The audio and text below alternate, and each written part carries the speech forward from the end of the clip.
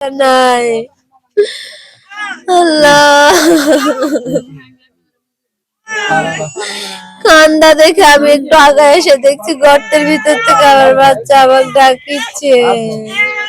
মানে মোটর নামাবো বলে গর্তটা করেছিল, পরে পানি পাইনি নিচে, না পাওয়াতে দুই জায়গায় আরো খুঁড়ছে, ওই দুই জায়গায়ও পাইনি, পরে বন্ধ ছিল মোটর করা। এখন আবার ওই যে ওর জমি ওখানে আছে, ওই কোনায় একটা খুঁড়িছে, ওখানে পানি পাইনি, ওটা ওরকমই আছে, ওটা মুজায়নি। পরে ওই কোনায় এসে আবার মোটর পুঁতিছে, এখানে এসে পানি পাইছে। ওইখানে কি একটাই একটাই গর্ত ছিল? কোনখানে? নাই। আল্লাহ,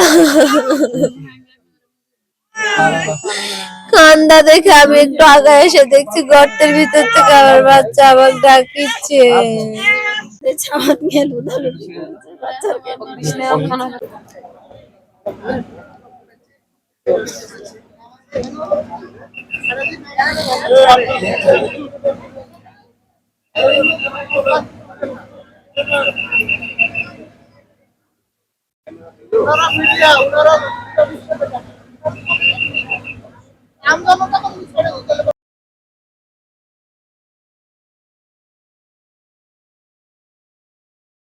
অফিস বলছে তখন যে ফাঁকা জায়গা থেকে হচ্ছে লাইভ দিতে পারে, ইয়া নিতে হবে।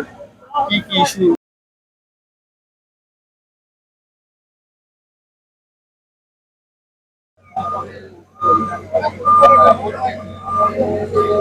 হবে না, দেরি হবে, অনেক দেরি হবে।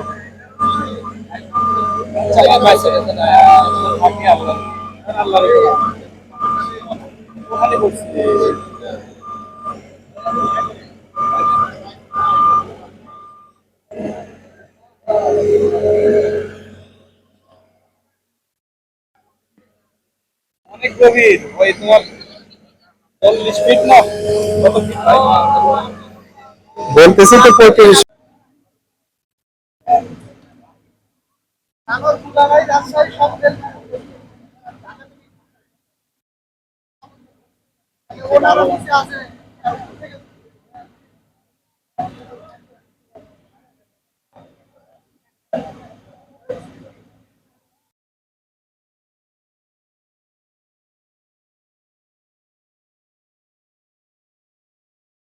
দীর্ঘ 24 ঘন্টা পার হলেও কিন্তু এখন পর্যন্ত সন্ধান মেলেনি 2 বছরের সেই ছোট্ট সাজিদ।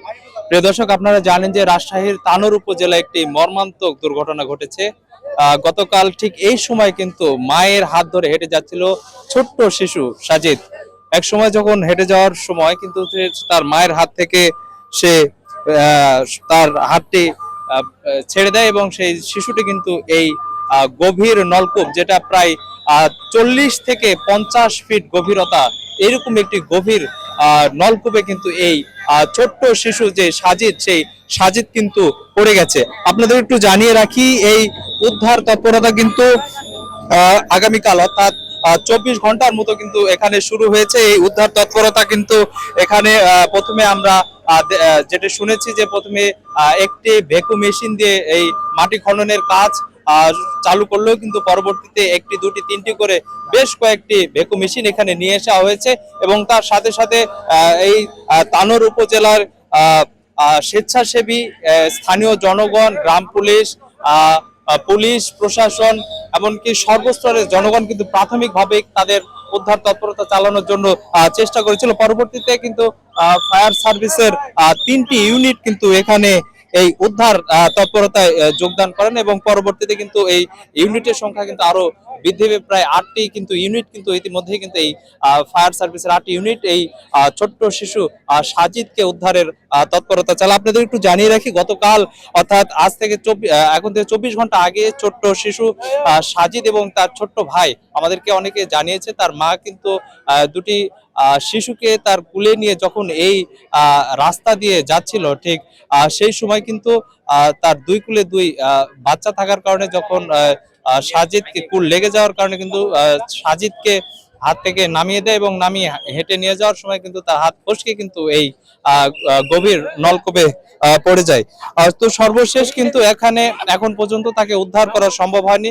আমরা যে খননটা দেখছি সেই খননটা প্রায় বলা চলে 50 ফিটের অধিক কিন্তু খনন করা হয়েছে। খনন করা সত্ত্বেও কিন্তু এখন পর্যন্ত তাকে তার কোনো সন্ধান বা তার কোনো হদিস কিন্তু এখানে যারা উদ্ধার করছে তাদেরকে পাওয়া যায়নি।